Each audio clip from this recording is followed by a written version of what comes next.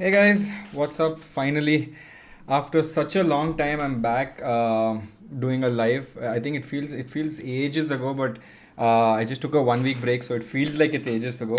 With that stupid haircut that I did before I went, hopefully now it's become a little bit better.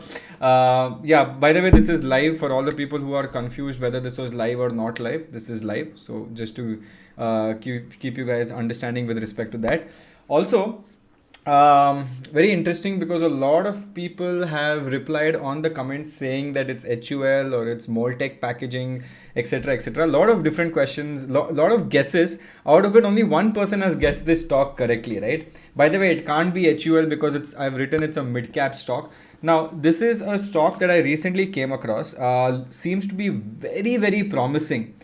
Seems to be very promising for the future. Now, I also remember a lot of people kept putting in the comments saying, can you find something before it rallies? Now, firstly, you can never find something before it rallies. You can only find something after it rallies, or you find it much before, right? Now, what we're going to do in today's episode is I'm going to show you which stock this is. We're going to look at it. We're going to look at why it's so good. I'm going to show you its financials. We're going to do a proper fundamental analysis. So I hope you guys are ready for everything. Are you guys ready? It's good to be back. Finally, it feels so nice to do a live with all of you guys. Yeah, so are you guys ready? Let's do this. Chalo. Mariko? No, not Mariko. Let's do this. Chalo. Okay, the stock's name. Okay, do you want to take some final guesses before I start? Some of you have got it right. I think one or two people have got it right, but the rest have definitely not got it right at all. Chalo. दौलत investments तो है ही नहीं. चलो let's do this. Yes. Okay, so I think two people were right. Gautam was definitely right, and we had someone called Narsimha Reddy also in the start who was definitely right when they guessed Hindustan Foods. So I don't know whether you guys have seen this company or heard this company, but this company is basically called Hindustan Foods. They're currently trading at a market cap of around 4,000 crores, right? Currently trading at a market cap of 4,000 crores. In the last 1 year, 1.5 years, they've gone up by almost 2x, right? Now, let's look at what this stock is and stay till the end, because in the end I'm going to talk something very important related to what's happening with the current market. So for all the people who want to understand कि अभी next week क्या होने वाला है या बहुत जल्दी क्या होने वाला है, there's something interesting I want to tell you guys about the market which I'm predicting. So stay till the end. I'll talk about that once we finish this. Okay, 1 second. Yeah. Now, the stock's name is obviously Hindustan Foods. Okay, and what do they do? We're going to talk about introduction, sector analysis, timelines, financial performance, and simply finish it off with a conclusion. Don't worry, I won't take too much of your time today. Okay, now basically, what does this do, right? HFL Foods, right? Hindustan Foods is basically in the business of contract manufacturing. Do you know what contract manufacturing is? Let me fit to screen. Okay, so basically they're in the business of doing contract manufacturing. It was doing upper circuit a few days ago. Then I couldn't buy it because I saw this stock maybe 5-6 days ago and I wanted to do this video. It went upper circuit constantly, and I think yesterday it actually fell down by 3%, which is when I went and picked it up, right? So if you look at what HFL actually does, HFL is basically into the FMCG contract manufacturing. Dheeraj is spamming Shashank, bro, weekend research. This is exactly weekend and we're doing a research on a stock, Dheeraj. So, and this is live, so it's not pre-recorded. Now, if you look at different clients that HFL has basically right now, they have Hindustan Unilever, which is HUL. They have Reckitt India. They have Bata India, Imami, Godrej. Now, what this is basically tell you about the company is that they've got some marquee clients. They've got some really big clients, which are going to be very beneficial for them. Why? Because a lot of money and there won't be a problem of default tomorrow. And basically what's happening with these guys are basically they're growing at some insane pace. In the last few years, they've grown 8x to 10x, right? And I'm going to show you all of that with respect to financials. Now let's look at HFL's top 3 business models, or top 3 distinct business models. Now, and we need to understand why this is happening so that we can understand how to invest. Okay? Now, if you look at the 3 business models that they basically have, they have one model which is called entire dedicated manufacturing model. Entire dedicated manufacturing model, basically what HFL does is they build an entire manufacturing plant, right? And then they'll manufacture products for that particular company. So for example, if ITC or HUL comes and says, you know what, मेरे को ये shampoo बना दो. I'm just giving an example, right? So they will build an entire manufacturing unit for this shampoo and start producing the shampoo and give it to HUL. Now you'll ask me this question saying, Shashank, why can't we do this by ourselves, or We can also talk like saying, you know what, Shashank, ye sab theek hai, but why can't HUL do their own manufacturing plant? Now the problem what's happening in India is that the demand for different products is very, very high, right? Suddenly you see consumer behavior changing. Suddenly you see everything's doing really well, right? When you see consumer behavior changing and suddenly you need a lot of things in a particular angle, this is something that comes into that picture, right? So they outsource it to people, so they're doing contract manufacturing. Then you have something known as anchor tenant and shared manufacturing model. Now, what is anchor tenant and shared manufacturing model? This basically says they have one manufacturing plant and they have different people doing manufacturing in their product, right? They have different manufacturing abilities that they do different products in the same manufacturing plant. Now, this can also have competition, right? You can have same competing products also. So they have a lot of secrecy over there. And the third one, which is slightly famous right now, is the private label manufacturing model, right? Private label manufacturing model basically means HFL owns the product formula for these private labels and ensures that the customers are getting proper solutions and turnkey solutions. Basically, they'll do everything for them and give it to them. Now, do you understand where this fits in, guys? Now, if you look at India, I don't know whether you guys have seen this in the last few years, but India has moved towards, there's this new trend of D2C, which is direct to consumer. A lot of brands like Mama Earth and, Rage Coffee, there's so many new things coming up and buying products, right? And India's demand for buying shampoos and different type of things. You see Nykaa, how famous Nykaa has become. It's become very evident that the Indian consumer story is doing really well in the future. Correct? Indian consumer story is doing really well. Now with that, a lot of brands have to do fast. They have to start manufacturing fast. If I have to sit and build a manufacturing plant, and then after I build a manufacturing plant, wait for 1 or 2 years, build it, and then start manufacturing my product, tab tak India will move towards a new thing. Suddenly you see every trend becomes similar, right? We have apple cider vinegar. Everyone wants to have that suddenly. The beach mein we had wheatgrass as a trend also. Then we had superfoods as a trend. You remember? Now all these trends come and you need to start manufacturing ASAP. So this is what HFL operates under. I'll show you more. Basically, HFL enjoys a nice mix with all these three models, and their top 5 clients basically form 70% of their total revenue, and Reckitt and HUL also form a massive amount of their revenue. Now it is good because they have big clients under their belt. Now let's look at some more stuff, right? What are they diversified into? If you look at the product portfolio, they're diversified into a few things. Okay, they're diversified into food and beverages, home care, personal care, and leather knitted shoes. So by the way, if you look at this, food and beverages, home care, and personal care are very big product things with respect to India, right? The consumer story for these 3 things are massive. So these 3 things will do really well. And if you look at the basic stuff, these are all things that you have at your home, like liquid detergent, powder detergent, fabric conditioner, etc. So this is doing really well. And you'll obviously be like, okay, Shashank, maybe the margins are not good because you're manufacturing for someone else. So let's look at all of that, right? Now, if you look at from an industry perspective, outsourced manufacturing opportunity. Yes, someone said right in the comments that this is very similar to a CDMO. This is similar to what's happening in the pharma space right now. If you look at pharma, a lot of people are outsourcing pharma. Right, a lot of people are outsourcing different APIs. They have contract manufacturing also. Number one, if you looked at IT earlier, they were outsourcing IT to India. Now manufacturing is getting outsourced. Why? Because we want everything to happen very fast. Now, if you look at this, FMCG is obviously, I don't have to tell you guys, it's a massive industry in India. It's the 4th largest sector in India. Personal care takes up 50%. Health and healthcare, home care takes 31%. Food and beverages currently only takes around 19%. So these guys are in a good phase right now. But it is also important for us to understand how have we moved? Why have we reached this point that contract manufacturing has become this new thing in the market, right? So all of us need to understand how did we even reach contract manufacturing in the first place. Now earlier in 1980s and 1990s, people used to not do contract manufacturing. Everyone used to build their own manufacturing plant because we had a lot of advantages of building own manufacturing plant at that point. Then slowly we saw the taxation rules changing, right? We had indirect tax exemption, we had direct tax exemption. Then finally we see now GST came into the picture. Now even in phase 2, when you see direct tax exemption and indirect tax, there was a lot of nonsense happening with respect to tax because every state had a different tax. It was very irritating to do contract manufacturing at that point. Then if you look at phase 3, after GST came, this became very easy, right? As soon as GST came, everyone was like, okay, now for businesses, it's become simple to outsource manufacturing to people. At the same time, when phase 3 happens, which is current times, GST kicked in, which was great.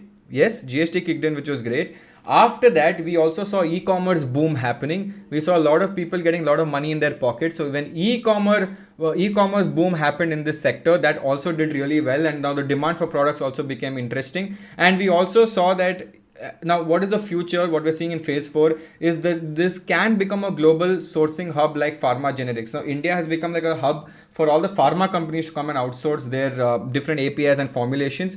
Similar thing can happen with respect to manufacturing of goods, because so many new startups are coming, D2C brands are coming. How do you scale with the trend, right? It's very difficult. So this is where the future lies, and it looks very interesting for me, especially because I'm like, disclaimer, I've invested in this yesterday itself on Friday. So disclaimer on that, but I found this like a very good story. These are some of the levers for growth that are there. I'm not going to go too much into this. I'm going to share this presentation to you guys at the end of this session. Now, if you look at the key highlights, this is important to understand. What has led to contract manufacturing become great? Believe it or not, GST has actually had a very big, interesting impact on contract manufacturing. I don't know how many of you all believe this, but before GST, the unorganized sector was significant. Unorganized means it was not organized. There are a lot of small mom and pop shops. Now, contract manufacturing was very limited with respect to, because the people who were doing contract manufacturing were not big companies. They were unorganized sectors, so a lot of scam used to happen. Now, when GST kicked into the picture, it became more easy for big FMCG companies, right? Big FMCG companies to come and outsource it to good companies. So Hindustan Foods took all the big companies and says, I will do it for you, don't worry about it. Then if you look at another highlight is that client migration from one model to another. Now earlier, the basic agenda was कि boss, मेरे को एक company करना है, I want to sell something. Now if I want to sell something like this, I have to build my own manufacturing plant, right? Now if I'm building my own manufacturing plant, it's going to take 1 or 2 years. I have to put capex inside it, and then finally start building my products. And ROC kicks in after 1 or 2 months, 1 or 2 years at that point. Now what is happening because of D2C? Instantly what is happening is HFL is now going to every company and saying, you know what, you want to build this new apple cider vinegar fast, we have an existing plant, come and do it with us. You don't have to build a plant, we'll build a plant, we'll keep it ready, we'll manufacture it for you. So people are outsourcing different manufacturing to HFL, right? And this is why it is very important. And if you look at the last point, which is dedicated facility, so what they're doing is they're even doing a dedicated facility. 85% of the company's revenue comes from dedicated facility model, right? Which is basically they build a full plant for a company and they do everything for them, manufacture it and give it. So it is a proper built to your custom building solution for any client. And obviously look at the clients, they're such big clients, right? So they don't have to do a lot of capex when it comes to that. Now, if you look at these guys, what they're doing is they're making a lot of ROE also from this. Why? Because they don't have to do too much effort, and the companies that they're dealing with are also really good, right?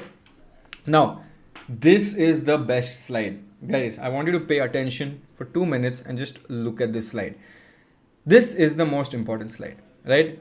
They have Reckitt, Hindustan Unilever, Danone, Bata, Imami, Godrej, Himalaya Healthcare, Pepsi, Hector Beverages, Marico, ITC, Bombay Shaving Company, Nykaa, Zydus Wellness, Wipro, Arvind Fashion, and Amazon. These companies are their key clients. Now just think about it. I'm not talking about only look at these guys, okay? If you look at these guys and these guys have big clients, do you know that if a new competition comes into this space, you know how difficult it is for them to win? Because already all the big clients are working with Hindustan, and if Hindustan says, you know what, you have more, I can expand my business, I will come to you. Right now, it's very difficult for a competition to come in. I'm definitely sure they can come in, but just imagine you've already cornered some big clients and these guys will have money to pay you whatever it is. Now, there are two things, right? There's a detailed timeline which you can read by yourself. I'm going to share it with you guys. I'm going to go on directly into major timelines, right? I'm going to go directly into major timeline highlights. Now, in 2013, they had an agreement with Danone and PepsiCo to supply and manufacture food products from their Goa facility. In 2016, they acquired a shoe manufacturing unit of Pond Experts from Hindustan Unilever and began manufacturing for clients like TBS, Gabor, Richer. Also added Steve Madden, US Polo, and Hush to their portfolio. So see what they did? They went and bought a manufacturing plant from somewhere else and started manufacturing shoes there and started giving it to a lot of people, right? They also acquired Reckitt Benckiser's plant in Jammu and Kashmir and entered manufacturing to supply agreement for Mortine. So they started doing Mortine as well.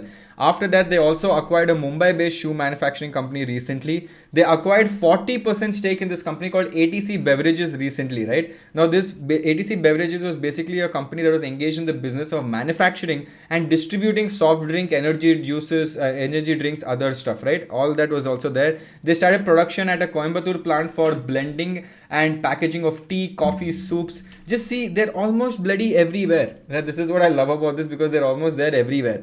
They merged one of their Coimbatore plant, which is now HUL, and ATC Beverages into HFL as well.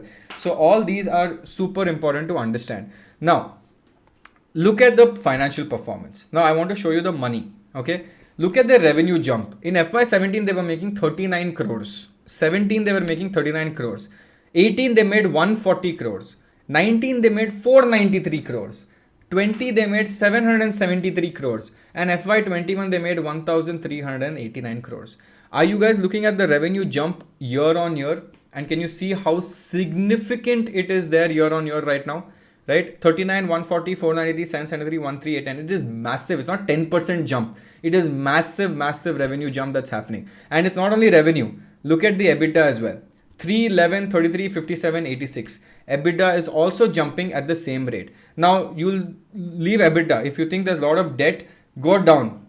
Look at the PAT. PAT is 1, 6, 12, 23, 36, right? Now, 36 crores ka PAT is also coming. That means they're PAT positive. And if they're PAT positive, then what will increase? Your EPS will increase. And if EPS increases, what is going to increase? Your stock price is going to increase as well, right? Now, a lot of people are asking questions saying that, Shashank, isn't this a small cap company because it's at 4,200 market cap? Now, see, there's different definitions of small cap, mid cap, large cap. Now there's even ultra large cap, but this company was very close to being a mid cap. It's usually above 5,000. It's very close to being a mid cap. So that's why I called it mid cap. And I don't look at this as a small cap company, because small cap has a different lens to it, right? So I didn't want to call this small cap. In real terms, yes, it is small cap, but it's up to you guys how you want to see it. Doesn't matter whether it's small cap, mid cap. You need to see whether it's going to be good in the future or not. As simple as that, right?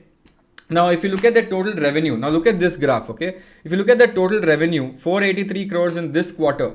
This is Q4 FY21 is the 483 crores, okay? Now, if you look at last quarter, they made 248, already 100% jump one quarter to the other. Massive jump in the last quarter to this quarter. If you look at their gross profit jump, 55% jump, EBITDA jump, 50% jump from this quarter to last quarter. Profit after tax has jumped by 59. That means it's still growing. It's still growing. And I feel that in India right now, I feel that the entire story of FMCG, the entire story of consumer is just beginning. It's not even started, right? I feel we're just entering that point where it's going to become really good. And if you look at the management also is very positive about this company. And they're saying in FY22, we're going to have a revenue of 2,000 crores. Currently, they're at 1,300 crores.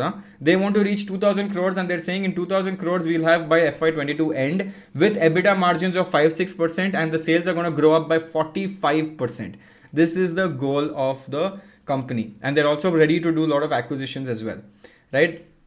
So as I said, this presentation was done by Debjani, so please give a round of applause to her. And this was the presentation.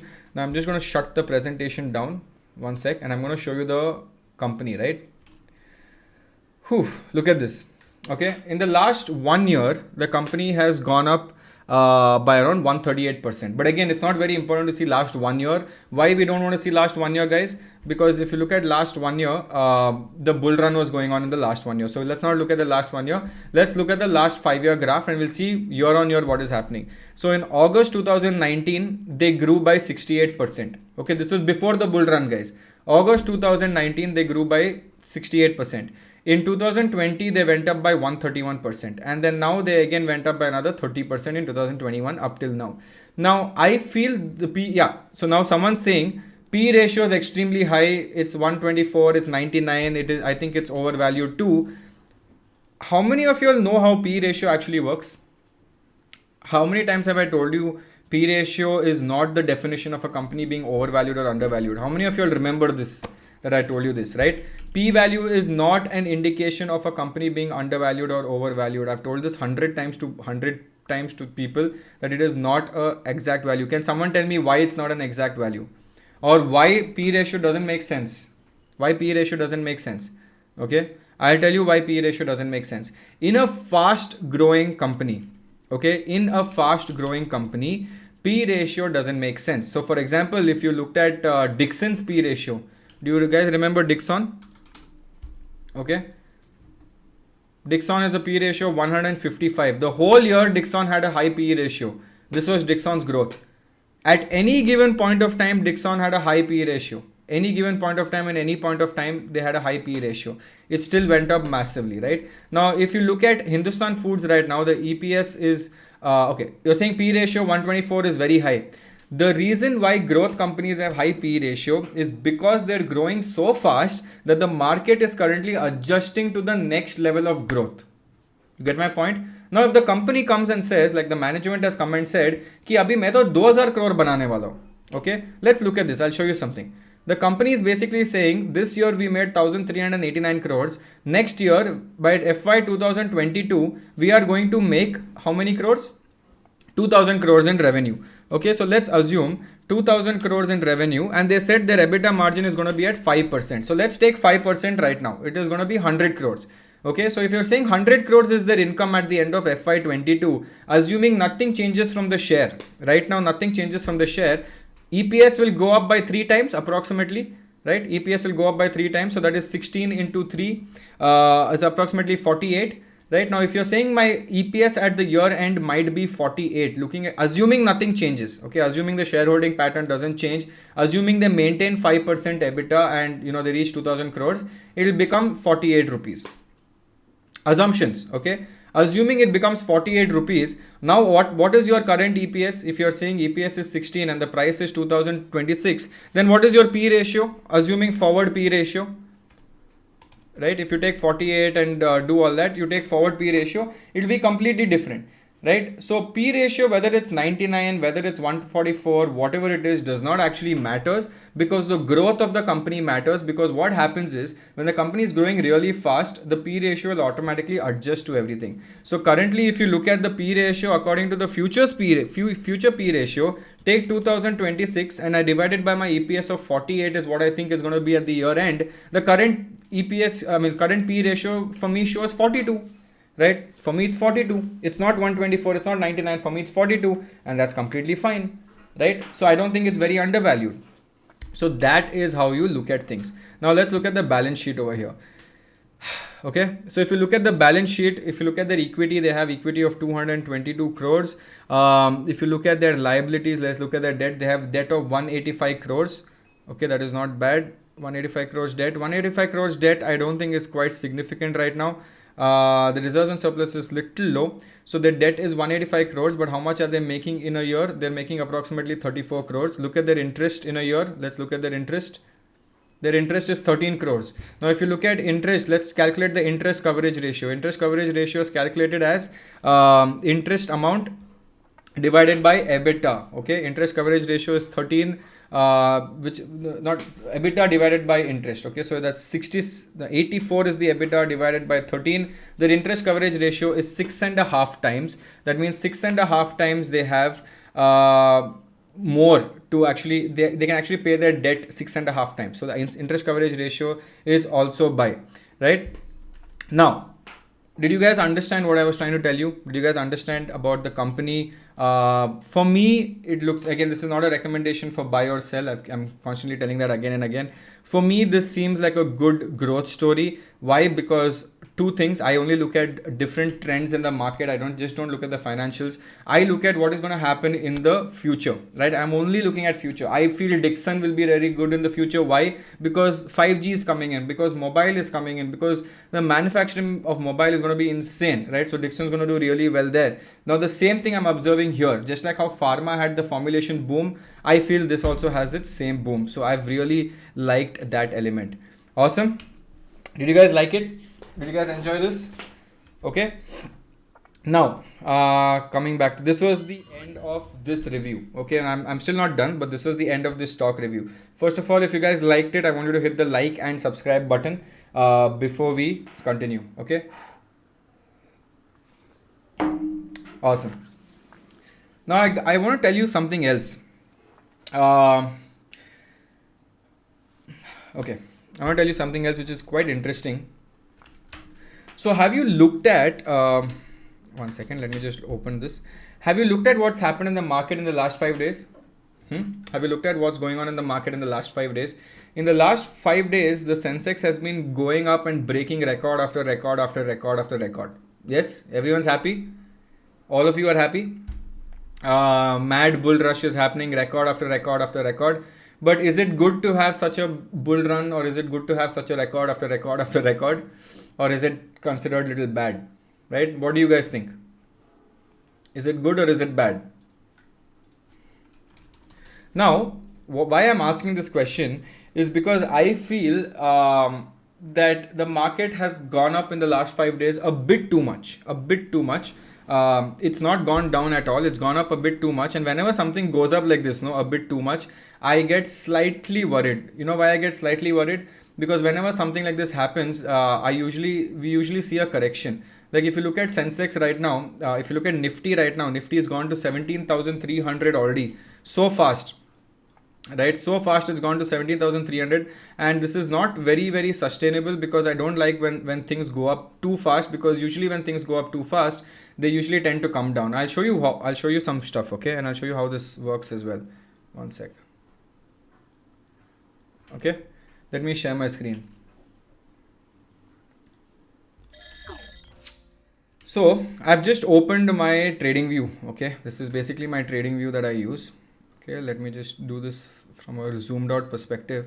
Now, if you look at what's happening in the last few days, right, from here, this exact region, this last few days here, it's something weird has happened, right? This entire region, suddenly there's an influx of a large amount of buyers, right? Suddenly there's an influx of a large amount of buyers, and whenever something goes up a bit too much, I usually tend to get slightly worried, because it correction. So it's not a very big correction. I'm not saying massive correction hoga, crash hoga. I'm not talking about that. I'm only saying that if you are planning to invest something in the next week, I would say wait slightly for a bit. The reason why I'm saying wait slightly for a bit is I think you can get it at slightly lower rates right now.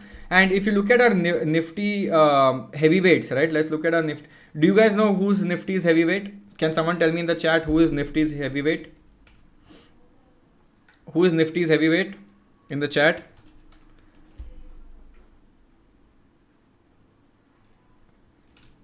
Reliance. Yes, you're right. Now look at Reliance's last few days chart. Okay, this is Reliance last few days chart. Now see Reliance in the past. Okay, see how Reliance has been moving in the past. Okay, up, down, up, down, up, down, up, down. But this swing was the last few days swing has suddenly been buyers, and it's actually broken all the resistance, and it's just done a massive breakout here. So whenever a massive breakout like this happens, what do you think is going to happen in the next? Whatever goes up must come down, right? Whatever goes up must come down. Whatever goes down must go up. This just shows that it's gone up a bit too much up, right? So maybe the next few days, maybe the next coming week, I don't know. I'm not a god. I can't predict stock market. I won't claim to predict the stock market. Can you remove the indicators? Okay, wait, let me just, sorry, these are my complicated indicators. Let me just remove it. Okay, can you see it right now? These are the simple indicators. Okay, if you just look at this, see, the thing is it's gone up a bit, right? It was trading in this beautiful range for a very long time, right? This entire range it was trading in for a very long time. It's actually broken the range now. It's considered a good sign when it actually breaks the range like this, and it's also broken. See, last time if you look at their all-time high, that time it was somewhere around this only, right? Even if you capture the actual all-time high, it was this. They've actually broken everything. Now whenever something like this happens, two things happen, right? Either they keep going up more, or they do a slight reversal can happen and come back maybe to some smaller level around 2200. It's just going up a bit too much, and it's not only with this, right? It's going up with all the stocks. It's not only this. Let's look at the other heavyweight, right? Look at this. It was here in August. Now see what's happened from August to September. It's a very strong. So whenever it goes up, right, it's simple. See, it goes down like this.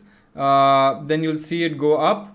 Okay, then somewhere here. Then you'll see it go down again. Then you see it go up again. It's very simple, right? And then obviously when it goes up like this somewhere, I don't know, maybe when tomorrow, day after tomorrow, whatever, it'll go down a little bit like this, and then it's always in a zigzag curve. If you look at the entire market history apart from the crashes is always in a zigzag curve. What I feel, now this is again my personal opinion, but if you're planning to buy something, I would say ye week thoda break lo, right? Take a break. Yeah, Dow theory, right? Take a break for this week is what I would say. Don't invest too much. I feel there might be a small correction, not a big correction, small correction. So what I've done is I've actually taken a put option on Reliance, and I've sat Friday night ko I took a Friday evening, I took a put option on Reliance, and I'm waiting, right? So because I feel it's slightly gone above a bit too much, so I'm just going to wait a little bit for that. Maybe I'm right, maybe I'm wrong. I'm just saying what I look, because I usually tell you guys what I feel about stuff. So it seems little difficult, it seems slightly complicated to understand, but again, when things don't make sense to me, I slightly get scared, right? So when it went up too much and it went even for 4-5 days, I got scared. If you're talking about Hindustan Foods also, again, if you're a long-term investor, doesn't matter, but I would still say ye ek week take a break, right? Ek week, just watch. See, it might go up. And in fact, if it goes up even more, then you should be more worried because it's gone up more and it's not good. I feel in this week, it'll be a overall 1 week mein thoda negative. So let's see what happens there. Okay, so that is what it is. So guys, that's the basic premise of this session. I hope you guys liked it. If you like it, please click on the like button. I'll be very happy, and please click on the subscribe button. Also, I have given the entire agenda, okay, of what I'm going to do this month, right? The September agenda plan. The reason why I bought HFL on Friday is because it fell by 3.5%, but I'm going to average more. I didn't allocate all my resources there because I don't know whether it's going to fall or not next week. It seems like it is. I don't know. It just seems too much. So let's see what is going to happen, right? Now, what we'll do is I'm actually going to do the small case video this coming week so that we can average it if it goes down. We're going to change a few stocks, so we're going to do that. Now, another important thing is what I want to show you guys. Okay, so if you've seen the September plan that I've done a massive plan which are going to cover almost everything. I'm going to do crypto, I'm going to do mutual funds, I'm going to do stocks, and I'm going to do small case rebalancing and show you a few sector small cases, right? I made sector small cases with respect to the future, and if you invest in that for the future, it might be beneficial. So I've invested in all of them and I've kept it for the future. So we're going to look at all of that. Now I want you guys to tell me which stock you want me to do fundamental analysis for next, because I keep asking you guys and then do it. So any other stock you want me to do fundamental analysis, let me know, put in the comments below. And I hope you guys like this session. I hope you guys enjoyed it. More things are coming out, more videos are coming out. Market talk, I will give you guys an update. I'm actually planning to do something slightly different on the Scenes app and do something different on YouTube. I might just shift market talk to YouTube. So I might just do that. Okay, so I'm going to do something very fun. I think that will be more interesting for us to sync up. So let's see about that. Okay. Chalo, awesome. I hope you guys have a great day. I hope you guys enjoy. Love you guys. See you. Bye.